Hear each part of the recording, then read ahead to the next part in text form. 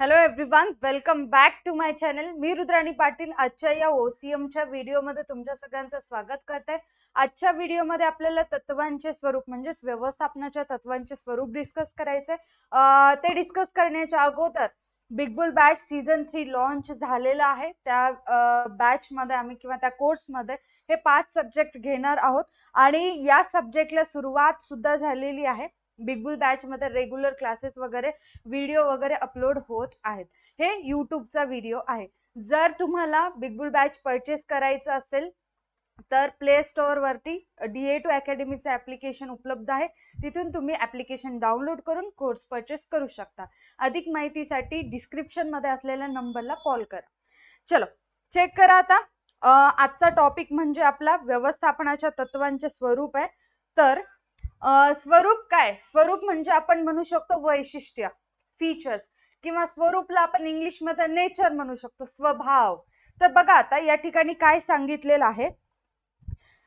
कर्मचाऱ्यांच्या वर्तनावर प्रभाव पाडण्यासाठी व त्यांना वर्तनासंबंधात मार्गदर्शन करण्यासाठी व्यवस्थापनाची तत्वे तयार केलेली आहेत. काय काय म्हणले? वर्तनावर प्रभाव पाडण्यासाठी आणि कशासाठी? वर्तनासंबंधात मार्गदर्शन करण्यासाठी तत्वे तयार करण्यात आली. आता आपण बघितलो कर्मचारी व्यवस्थापन हे तत्व बघितलो. ते तत्व काय म्हणतंय की जर कर्मचाऱ्यांना त्यांच्या कौशल्यानुसार जर काम नेमून दिलं तर ते चांगल्या पद्धतीने उत्कृष्ट पद्धतीने काम करतील, अपव्यय करणार नाहीत, मला हे काम जमणार नाही असं म्हणणार नाहीत, वेळेचा पण अपव्यय होणार नाही आणि साधन सामग्रीचा पण अपव्यय होणार नाही. त्याचबरोबर अधिकार साखळीचे तत्व काय म्हणतंय? आदेशातील एक वाक्यतेचे तत्व काय म्हणतंय? त्यामध्ये सांगितलं आहे जर कर्मचाऱ्याला एका वरिष्ठाकडून जर आदेश मिळालं तर ते त्याच वरिष्ठाच्या आदेशाचं पालन करेल. जर एकापेक्षा जास्त वरिष्ठांचं म्हणजेच बॉसचं जर आदेश मिळत असेल, कोणाच्या आदेशाचे पालन करावं हे न कळल्यामुळे कर्मचारी गोंधळून जाईल. मग याच्यामध्ये मानवी वर्तणुकीवर प्रभाव कशा पद्धतीने टाकला जातो? तर त्याचं उत्तर असेल एक वरिष्ठ आणि एकच कर्मचारी असावं लागते. कर्मचारी म्हणजेच जेही एकाच वरिष्ठाकडून आदेश मिळाले पाहिजेत आणि ते कर्मचारी ऐकलं पाहिजे. एकच वरिष्ठ असलं पाहिजे, एवढं लक्षात ठेवा. त्याचे एक्झाम्पल आपण वगैरे बघितलं. पुढे काय सांगितलंय? ही तत्वे संघटनेच्या संसाधनांची कार्यक्षमता नफ्याच्या स्वरूपात वाढविण्यावर भर देतात. काय तत्वे? संघटनेच्या संसाधनांची कार्यक्षमता, त्याच्यामध्ये मानवी संसाधने आणि भौतिक संसाधने दोन्हींचाही समावेश होतो. दोन्हीचीही कार्यक्षमता नफ्याच्या स्वरूपात, जसं की कर्मचारी मन लावून काम करू लागले, योग्य तो संसाधनांचा, साहित्य असू दे, पैसा असू दे, मशीन्स, यंत्रसामग्री असू दे, हे सगळ्या गोष्टी भौतिक संसाधनेमध्ये येतात. म्हणजेच मानवी संसाधने आणि भौतिक संसाधने यांचा योग्य तो पर्याप्त वापर जर होत असेल तर त्याचा परिणाम आपल्याला प्रॉफिट मध्ये बघायला मिळतो. याबरोबरच ही तत्वे वरिष्ठ, त्यांच्या हाताखालील कर्मचारी आणि संघटनेच्या सर्व सदस्यांमध्ये उत्कृष्ट समन्वय स्थापन करण्यावर भर देतात. आपण बघितलं कोऑर्डिनेशन, समन्वय सुद्धा या व्यवस्थापनाच्या तत्वांमधून निर्माण होत असतं. ठीक आहे, असे बरेचसे एक्झाम्पल आपण बघितलेलं आहे. आता बघा काही स्वरूप दिलेले आहेत, काही फीचर्स म्हणा, नेचर दिलेले आहेत. खाली एक एक एक एक चेक करू. जो आता पहिला आहे, पहिला जो स्वरूप आहे सार्वत्रिक उपयोग म्हटलेला आहे.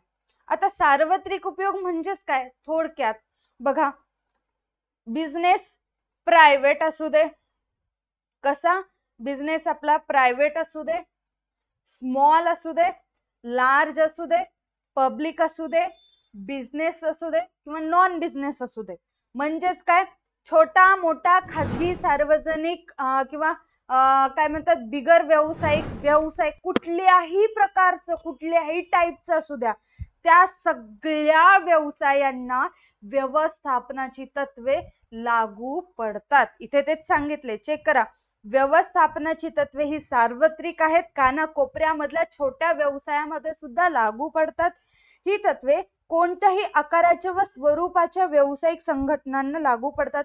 आकार म्हणजेच काय, मोठा असू दे छोटा असू दे, स्वरूप म्हणजेच काय, पब्लिक सेक्टर असू दे किंवा मॅन्युफॅक्चरिंग कंपनी असू दे किंवा सर्व्हिस सेक्टर असू दे. सर्व्हिस सेक्टर मध्ये रोड वगैरे बनवणे, कन्स्ट्रक्शनचं काम सर्व्हिस सेक्टर मध्ये केलं जातं. कोणत्याही स्वरूपाचं असू दे, कोणत्याही प्रकारचं असू दे, त्यामध्ये मॅनेजमेंट व्यवस्थापन केलं जातं. या तत्वांचा उपयोग केला जातो. तसेच त्यांच्या परिणामात बदल होऊ शकतो. आता जसं आपण ही जी तत्वे आहेत, या तत्वांचा उपयोग प्रत्येक संघटनेला ही तत्वे सांगितली त्याप्रमाणेच त्याचा उपयोग करायचा असं गरजेचं नसतं. आता त्या संघटनेच्या आकारानुसार वगैरे त्याच्यामध्ये किंवा स्वरूपानुसार त्याच्यामध्ये बदल होतात. एक गोष्ट लक्षात ठेवा, ही जी तत्वे आहेत सगळ्या कंपनी व्यवसाय सगळ्यांना लागू होतात. पण फरक काय आहे, लागू होतात कशा पद्धतीने लागू होतात, त्या तत्वांचा कसा उपयोग करायचा हे त्या त्या संघटनेवर अवलंबून असेल. म्हणजे त्यांच्या परिणामात बदल होत असतो. जसं की आपण बघतो केंद्रीकरण आणि विकेंद्रीकरण, मागे एक एक्झाम्पल दिलं होतं. आता याच्यामध्ये काय आहे, जसं मोठी व्यवसाय संघटना आणि छोटी लहान व्यवसाय संघटना तत्वे दोन्ही ठिकाणी लागू होतात.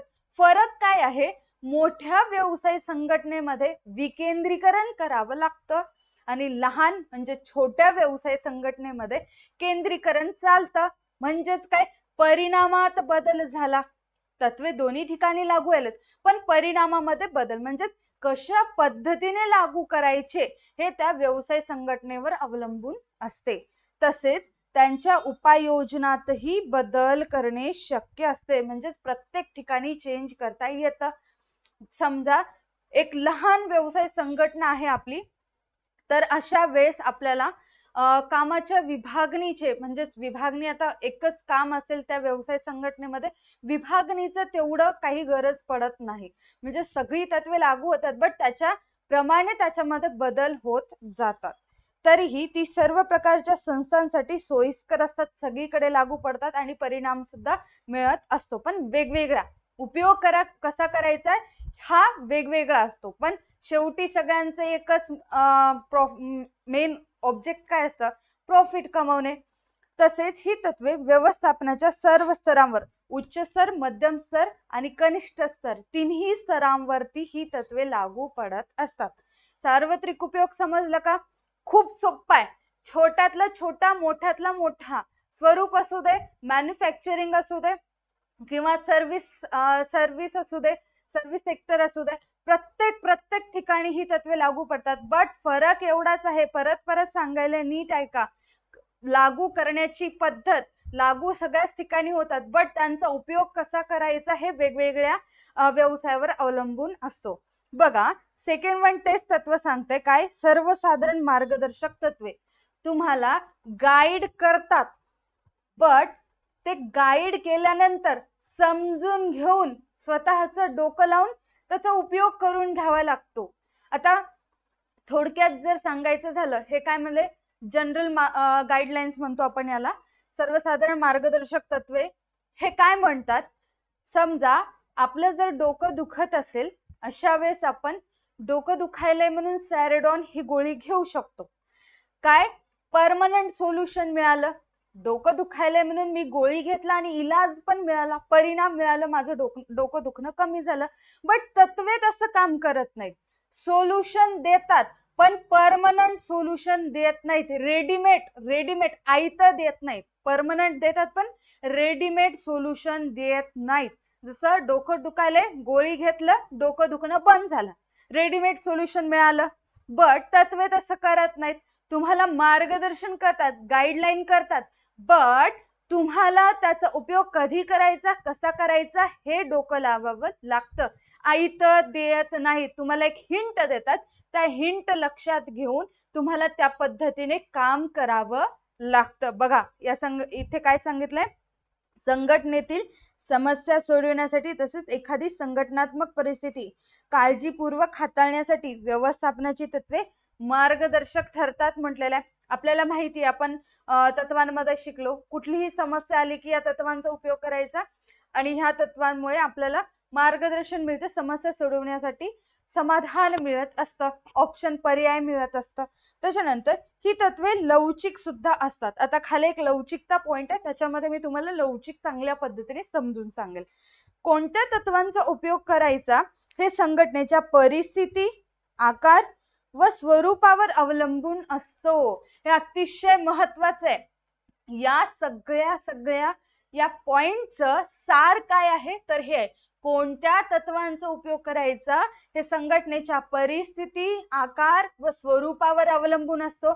जसं की मी म्हंटल तुम्हाला काय, केंद्रीकरण आणि विकेंद्रीकरण. संघटना मोठी असेल तर विकेंद्रीकरण, छोटी असेल तर केंद्रीकरण. हे गरजेचं आहे. तुम्हाला तत्वे कसं सगळीकडे लागू होतात, बट त्या तत्वांचा कसा उपयोग करायचा हे आपल्यावर असतं.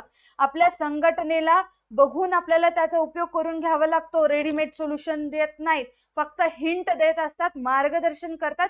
त्या मार्गदर्शनाचा, त्या हिंटचा उपयोग आपल्याला करून काम करावं लागतं. ठीक आहे. एक्झाम्पल बघा या ठिकाणी, जेव्हा आपण योग्य मोबदला असे म्हणतो तेव्हा योग्य हा शब्द संघटनेच्या स्वरूप, आकार आणि आर्थिक स्थितीनुसार बदलू शकतो. आता इथे एक बेस्ट एक्झाम्पल दिले. या ठिकाणी काय म्हटलंय, ज्यावेळेस आपण मोबदला म्हणतो, संघटना छोटी आहे, खूप छोटी संघटना आहे, ठीक आहे, टर्नओव्हरच आहे 50,000 आपल्या संघटनेचं. मग अशा वेळेस आपल्या कर्मचाऱ्याला 1,00,000 सॅलरी आपण देतो. आपल्या व्यवसायाचा वार्षिक उलाढाल म्हणजे टर्नओव्हरच आहे, 1 इयरचा टर्नओव्हरच आहे 50,000. मी माझ्या कर्मचाऱ्यांना 1,00,000 रुपये सॅलरी कशी देऊ शकते? हे चुकीचं आहे. मग अशा वेळेस तत्वे काय सांगतात, योग्य मोबदला म्हणजेच टर्नओव्हर जेवढं आहे 50,000 आहे, मग त्या 50,000च्या मापामध्येच मला त्याला सॅलरी द्यावी लागते. समजायले? संघटना मोठी आहे, सॅलरी तुम्ही 1,00,000 द्या, 2,00,000 द्या. जसं अंबानी आहेत, त्यांच्या घरी काम करणाऱ्या जे काही कर्मचारी आहेत, स्वयंपाक बनवण्याला सुद्धा त्यांच्या ठिकाणी 1-1 लाख, 1.5 लाख, 2-2 लाख पगार आहे. म्हणजेच काय, संघटना मोठी आहे, पैसा आहे, संस्था म्हणजे आहे एकदम धंदाकट आहेत पैशासाठी. मग त्यावेळेस त्यांनी सॅलरी 1,00,000 रुपये द्यायला हरकत नाही. बट आपण आपल्या घरी नोकराला 1,00,000 सॅलरी देतो म्हणजे ते आपल्याला परवडणार नाही. म्हणून या ठिकाणी काय सांगितले, योग्य मोबदला म्हणजेच सगळ्यांना सॅलरी समान असावी असं नाही. अंबानीच्या घरी काम करणाऱ्या कर्मचाऱ्याला 1,00,000 रुपये पगार आहे तर मी पण 1,00,000 रुपये द्यावा असं एक्सपेक्ट नसतं. म्हणून म्हटलेलं आहे, तत्वे सगळीकडे लागू होतात, बट त्यांच्यामध्ये बदल करावा लागतो. संघटनेला बघून बदल करावा लागतो. त्याच्यानंतर नेक्स्ट वन आहे सराव आणि प्रयोगाद्वारे. काय सांगितले, सराव आणि प्रयोगाद्वारे तत्वे तयार केली जातात. बघा काय सांगितले, आता याच्यामध्ये कोणती पण गोष्ट असू दे, तुम्ही एक लक्षात घ्या, तुम्हाला अकाउंटचा एखादा प्रॉब्लेम असेल, एकदा केलं सोल्युशन मिळत नाही आणि समजत नाही, येतही नाही. काय करावं लागतं, बार बार ते प्रॉब्लेम सॉल्व्ह करून बघावं लागतं, सोडवावं लागतं. जोपर्यंत आपल्याला सोल्युशन मिळत नाही तोपर्यंत आपण प्रॅक्टिस करत राहतो. तत्वे सुद्धा तसंच तयार केलेले आहेत. कसे, ही जी तत्वे आहेत, सराव केलं जातं, निरीक्षणे केले जातात. ही गोष्ट केल्यानंतर असा परिणाम आला, तो परिणाम आणखीन एकदा तीच गोष्ट परत केल्यानंतर सेम परिणाम येतो का, आणि हा परिणाम प्रत्येक वेळेस हाच दिसून येतो का, अशा पद्धतीने बार गोष्टी केल्यामुळे, सराव केल्यामुळे ही तत्वे तयार झाली आहेत. असं नाही की झोपेतून उठला, एक गोष्ट केला आणि असा परिणाम मिळाला, हा तत्वे तयार करा, असं नसतं. कोणती पण गोष्ट लक्षात घ्या, तत्वे कशा असतात, कधी तयार करता येतं, सायन्सचं कुठलं पण रूल घ्या, नियम म्हणा, साधा असं नसतं. त्याच्या मागे काहीतरी कारण असतं. बार त्या गोष्टी घडाव्या लागतात. त्या घडल्यानंतर जर परिणाम सारखाच मिळत असेल, हा त्याचं रूपांतर त्या ठिकाणी निरीक्षण करून वगैरे तत्वांमध्ये रूपांतर करता येतं. बघा या ठिकाणी काय सांगितले, संशोधनातून हळूहळू व्यवस्थापन तत्वे विकसित केली जातात. डायरेक्टली झोपेतून उठला, आयडिया आली, केलं, परिणाम मिळाला, तत्वे तयार झाली असं नसतं. संशोधन करावं लागतं. ती विकसित करण्यापूर्वी पद्धतशीर निरीक्षणे करणं सुद्धा आवश्यक आहे. म्हणजेच काय, निरीक्षण म्हणजेच काय, एखादं काम केल्यानंतर, ठीक आहे, तत्वे तयार करायचे, आता समजून घ्या फक्त. व्यवसाय संघटनेमध्ये एखादं काम केल्यानंतर जो परिणाम शेवटी निरीक्षणातून दिसून आला, तो परिणाम दुसऱ्यांदा सुद्धा त्याच पद्धतीचा सराव किंवा काम केल्यानंतर सेम परिणाम जर दिसून येत असेल, त्यावेळेसच आपण सक्सेस होऊ शकतो. म्हणजेच तत्वे तयार होऊ शकतात. बार बार सगळ्या गोष्टी रिपीट कराव्या लागतात. मग शेवटी जर सगळे जितकीही वेळेस केलं सेम सोल्युशन, उत्तर शेवटी सेम येत असेल, तर त्या ठिकाणी तत्वे तयार होतात. बघा, काय निरीक्षणे आणि प्रयोगे करून, सराव करून, काम करून तत्वे तयार केली जातात. या प्रयोगांचे निष्कर्ष संघटनेमध्ये वापरून पाहिल्यानंतरच, ठीक आहे, असं नाही की तयार झाली आणि तत्वे म्हणून घोषित केलं, ते संघटनेमध्ये वापरून बघावं लागतं, त्याच्यावरती काम करावं लागतं. मग त्याच्यानंतर त्याचं रूपांतर तत्वांमध्ये केल्या जातं. अतिशय सोपा पॉइंट आहे. मी काय सांगितलं, अकाउंटचं एक्झाम्पल सांगितलं. एखाद्याचं सोल्युशन जर तुम्हाला मिळत नसेल, प्रॉब्लेम येत नसेल, जोपर्यंत तुम्ही दोनदा तीनदा प्रॅक्टिस करणार नाही तोपर्यंत तुम्हाला ते प्रॉब्लेम काहीच घंटा समजणार नाही. ज्यावेळेस तुम्ही प्रॅक्टिस कराल त्यावेळेस तुम्ही ते गणित झोपेतून उठवलं तरी त्याचा आन्सर तुम्ही सांगू शकाल. तत्वे सुद्धा असेच असतात. कसे असतात? खूप सराव करावा लागतो, प्रयोग करावा लागतं. निरीक्षण केल्यानंतर शेवटी त्या निरीक्षणाचा जो काही निष्कर्ष निघतो, तो निष्कर्ष व्यवसायात वापरून बघल्यानंतर मग त्यांचं रूपांतर तत्वांमध्ये केल्या जातं. हे विचार करा, हेनरी फ्योलला किती वर्ष काम करावे लागलं असेल. ठीक आहे. त्याच्यानंतर नेक्स्ट वन आहे लवचिकता. नेक्स्ट वन काय आहे? लवचिकता. बघा, आता हे तत्व काय म्हणतं, व्यवस्थापनेची तत्वे ही लवचिक असतात, फ्लेक्झिबल असतात. जसंही वातावरण बदललं, व्यवसायालाही तसंच बदलावं लागतं. म्हणजे तत्वांमध्ये बदल करावं लागतं. जसं आता लक्षात घ्या, प्रॉपर आता ट्रेडिशनल बिझनेस करणं, जो आपण पारंपरिक पद्धतीने व्यवसाय करतो, तो आता पूर्णपणे बंद व्हायला आलेला. कस काय? कारण आता त्याची जागा ई बिझनेसने घेतली आहे. ठीक आहे. ई बिझनेस म्हणजे काय? सगळ्या गोष्टी ऑनलाईन पद्धतीने घरी बसल्या ठिकाणाहून सगळ्या गोष्टी मागवू लागले. आता मला सांगायचं काय याच्यातनं, की जसं आता काळ बदलत जातो त्याप्रमाणे तत्वांमध्ये पण बदल होत असतात. आधी पारंपरिक व्यवसाय करत होतो, आता त्याचं रूपांतर ई बिझनेस मध्ये केलो. का केलो? कारण जे ट्रेंड आहे ते बदलत चाललेलं आहे.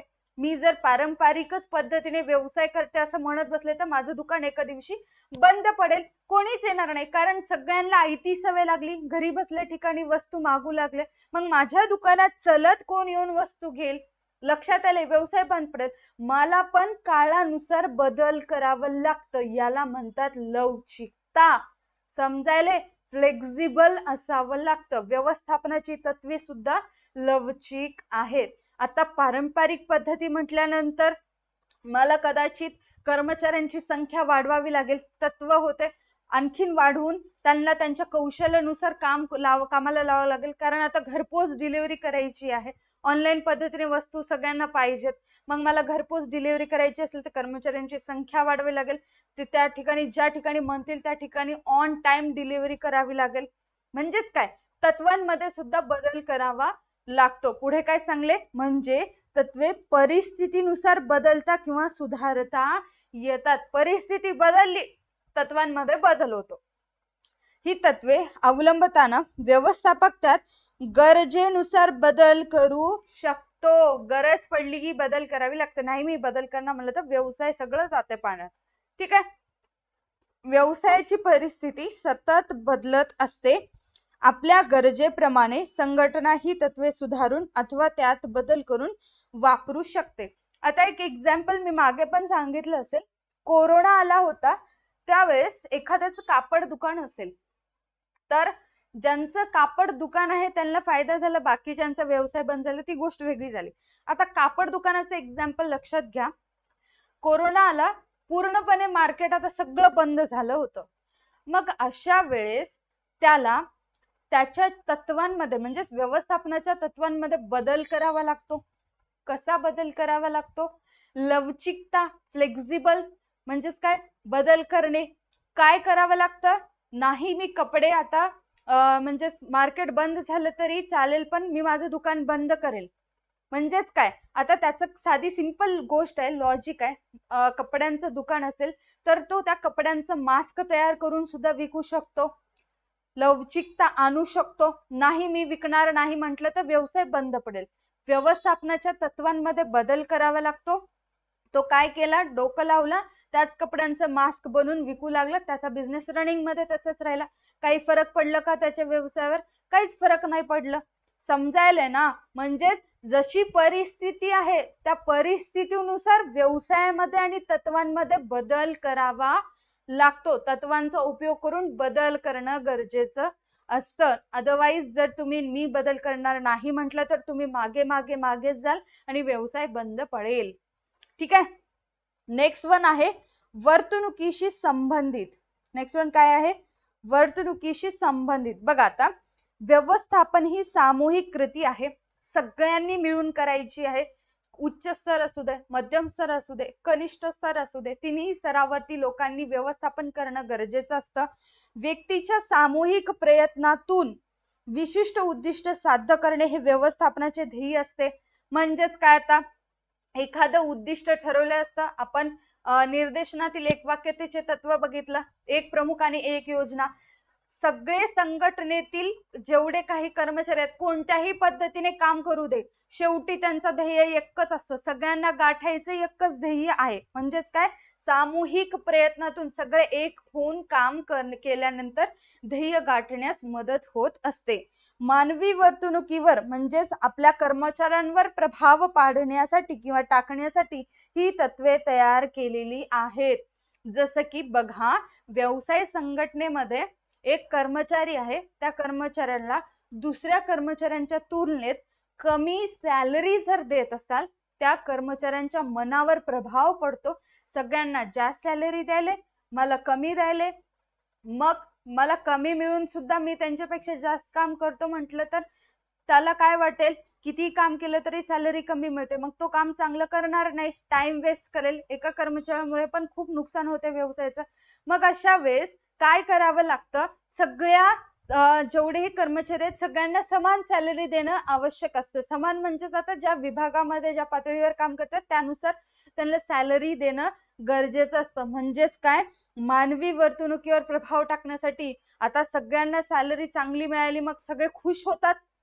ठीक आहे, त्यांच्या वर्तणुकीवर प्रभाव पडला, खुश होतात, एक्साइटमेंट होतात आणि उत्कृष्टरित्या काम सुद्धा करत असतात. ही तत्वे कर्मचाऱ्यांच्या समूहावर नियंत्रण ठेवून त्यांच्या ध्येय प्राप्तीसाठी दिशा दाखवतात. म्हणजेच कर्मचाऱ्यांवरती देखरेख ठेवली जाते आणि ध्येय प्राप्तीसाठी त्यांना दिशा दाखवली जाते, त्यांच्याकडून काम करून घेतलं जातं. ओके. नेक्स्ट वन आहे कार्यकारण संबंध. 6वं कोणतं आहे? कार्यकारण संबंध. बघा आता, व्यवस्थापनाची तत्वे निर्णय घेण्यासाठीचा आधार आहेत, हे आपण बघितलं. मार्गदर्शन करणारी तत्वे, जे काही सेकंड पॉइंट होता, सर्वसाधारण मार्गदर्शक तत्वे, त्या तत्वांमध्ये काय बघितलं, निर्णय घेण्यासाठीच आधार आहे, तुम्हाला मदत करते, फक्त एवढंच, हिंट देते, गाईड करत असतात. ती एखाद्या परिणामामागचे कारण, काय, परिणामामागचे कारण निश्चित करत असतात. आता कोणतीही गोष्ट घडायला काहीतरी कारण असतं आणि ते कारण घडल्यामुळं काहीतरी परिणाम दिसून येतो. जसं की तुम्हाला बोर्ड एक्झाम मध्ये अकाउंट मध्ये किंवा ओसी मध्ये म्हणा 100 पैकी 100 घ्यायचे असतील तर अशा वेळेस कारण आधी घडावं लागतं. काय कारण? तुम्हाला अभ्यास, झटून अभ्यास करावा लागतो, दिवस रात्र एक करून अभ्यास करावा लागतो. मग परिणाम काय मिळतो? अकाउंट मध्ये किंवा ओसी मध्ये तुम्हाला 100 पैकी 100 मिळतात. आता यामागे कारण आणि परिणाम काय काय आहे? कारण आहे तुम्ही दिवस रात्र एक करून अभ्यास केला, त्याचा परिणाम काय आला? तुम्हाला चांगले मार्क्स पडले. तर इथे एक एक्झाम्पल दिले, व्यवसायात पण असंच असतो. जसं बघा, चांगला पगार दिल्याने कामगारांची कार्यक्षमता वाढण्यास मदत होते किंवा प्रभावी जाहिरातीने वस्तूंची विक्री वाढते. साधी सिंपल गोष्ट आहे. कर्मचारी झटून काम करतात, किती मन लावून काम केलं तरी त्यांना पगार चांगली, त्यांनी खुश होतील अशी पगार देत नाहीत किंवा बोनस देत नाहीत किंवा भत्ता देत नाहीत किंवा एक्स्ट्रा कोणत्या सुट्ट्या देत नाहीत. मग अशा वेळेस कर्मचारी चांगल्या पद्धतीने काम करतील का? त्यांच्या मनावर प्रभाव पडेल. दुसरी कंपनी बाजूलाच आहे, कर्मचाऱ्यांना किती खुश ठेवते, त्यांच्या मनासारखं वागते. म्हणजेच काय, काम करतात म्हणून मनासारखं वागते. आम्ही पण आमचं 100% देतो. बॉस जसं सांगते ते सगळे टास्क कंप्लीट करतो. मग आम्हाला का सॅलरी कमी? मग अशा वेळेस काय, आता फक्त एक कारण झालं. कोणतं कारण? पगार कमी दिलं म्हणून त्याचा परिणाम काय झाला? सगळे कर्मचारी संघटना सोडून टाकतात, दुसरीकडे दुसरीकडे काम शोधत असतात. समजायले? कारण चुकीचं घडलं, एक डिसिजन चुकलं. ठीक आहे, व्यवस्थापनाची तत्वे जसं गाईड केले होते त्याप्रमाणे व्यवस्थापक काम केलं नाही. सॅलरी, ते चांगलं काम करून पण सॅलरी कमी देऊ लागलं. मग अशा वेळेस कारण एकच होतं की सॅलरी दिली नाही, पण त्याचा परिणाम किती मोठा झाला. सगळे कर्मचारी गेले. आता नवीन कर्मचारी यायला, त्यांची भरती करायला किती वेळ लागेल. मग अशा वेळेस कधी पण लक्षात ठेवा, कामगारांची कार्यक्षमता वाढवण्यासाठी त्यांच्याकडून एक्स्ट्रा जरी काम करून घ्यायचं असेल, त्यांना खुश ठेवणं, चांगली पगार देणं, वेळेवर बोनस देणं, भत्ते देणं, हॉलिडेज देणं, हे सगळ्या गोष्टी गरजेच्या असतात. काय म्हटलेलं आहे? म्हणून चांगला पगार दिल्याने कर्मचाऱ्यांची कार्यक्षमता वाढते. कारण काय आहे याच्यामधलं? चांगला पगार आहे आणि परिणाम काय आहे? कर्मचाऱ्यांची कार्यक्षमता वाढली. समजायले का? बघा, आणखीन एक एक्झाम्पल दिले. प्रभावी जाहिरातीने वस्तूंची विक्री वाढली. एक गोष्ट तुम्हाला माहिती असेल, जोपर्यंत वस्तूंची ऍडव्हर्टाइजमेंट करत नाही तोपर्यंत वस्तूंची विक्री तेवढ्या प्रमाणामध्ये होते. आता काही काही गोष्टींना ऍडव्हर्टाइजमेंटची गरज नाही, आपल्याला माहिती आहे. बट अशा काही वस्तू आहेत, त्यांना ऍडव्हर्टाइजमेंट करणं, लोकांपर्यंत पोहोचवणं हे गरजेचं असतं. मग काय करावं लागतं? ज्यावेळेस एखाद्याने एक उत्कृष्ट पद्धतीची ऍडव्हर्टाइजमेंट केली, म्हणजे जाहिरात केलं, आणि धाड धाड धाड धाड वस्तूंची विक्री होऊ लागली. आता या ठिकाणी कार्यकारण संबंध आहे. कसा आहे? कारण फक्त एवढंच होतं की जाहिरात केली, त्याचा परिणाम किती चांगला मिळाला, वस्तूंची विक्री वाढली, प्रॉफिट मध्ये वाढ झालं. समजायलंय?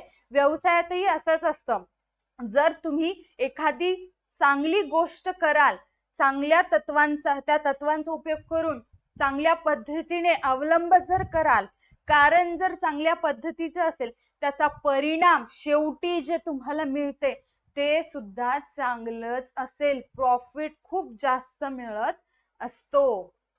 बघा, लास्ट वन तत्व आहे, सर्व तत्वांना एकसारखे महत्व. शेवटचा कोणता आहे? सर्व तत्वांना एकसारखे महत्व. बघा, व्यवस्थापनाच्या सर्व तत्वांना सारखे महत्व आहे.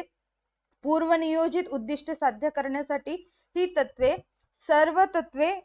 सर्व तत्वे एकाच वेळी वापरणे आवश्यक आहे. म्हणजे सगळ्याच तत्वांचा उपयोग व्यवसाय संघटनेमध्ये केला जातो. आय रिपीट, सगळ्याच तत्वांचा केला जातो.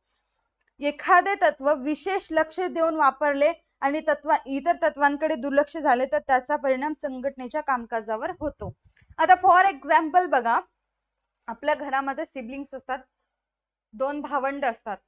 तर त्यातल्या एकाला जास्त लाड केला जातो आणि एकाला कमी लाड केला जातो. एकाला नवीन कपडे लगेच घेऊन दिले जातात, मागितल्याबरोबर सगळ्या वस्तू मिळतात. दुसऱ्याला रडून पडून घ्यावं लागतं. आता याचा परिणाम काय होतो? दुसरा ज्याला काहीच वेळेवर मिळत नाही त्याच्या मनावर परिणाम होतो. त्याला जास्त लाड करतात, मला लाड करत नाहीत म्हणून आता तो काहीतरी रागाच्या भरात करून घेत असतो. व्यवसायात पण असंच असतं. काय? सगळ्या तत्वांचा वापर करणं आवश्यक असतं. ठीक आहे, आता कोणती तत्व वापरायचे हे त्या व्यवसाय संघटनेवर अवलंबून असते. तत्वांचा उपयोग केला जातो, बट नाही मी एकच तत्वाकडे फोकस देऊन काम करते आणि दुसरे तत्वांकडे असंच जाऊ दे, त्याची काही तेवढी आवश्यकता नाही, हे तत्व माझ्यासाठी गरजेचं आहे, हेच तत्व केलं पाहिजे, असं केलं तर जमत नाही. काय? जसं बाकी तुम्ही जे काही 13च्या 13 तत्व आहेत, पण एक शिस्तीचं तत्व जर व्यवसाय संघटनेमध्ये विशेष लक्ष देऊन करत केला किंवा लक्ष दिला नाहीत, शिस्तीच्या तत्वाकडे लक्ष दिला नाहीत, अशा वेळेस सगळे काम व्यवस्थित व्हायलेत, पण शिस्तच नाहीये, कर्मचारी वेळेवर येत नाहीत. म्हणजेच काय? सगळ्या तत्वांकडे समान लक्ष देणं गरजेचं असतं. कधीही लक्षात ठेवा. आता आई जसं 2 भावांमध्ये कधीही भेदभाव करत नाही, त्याचप्रमाणे व्यवसायामध्ये तत्वांमध्ये सुद्धा भेदभाव करता येत नाही. सगळी तत्वे समान असतात.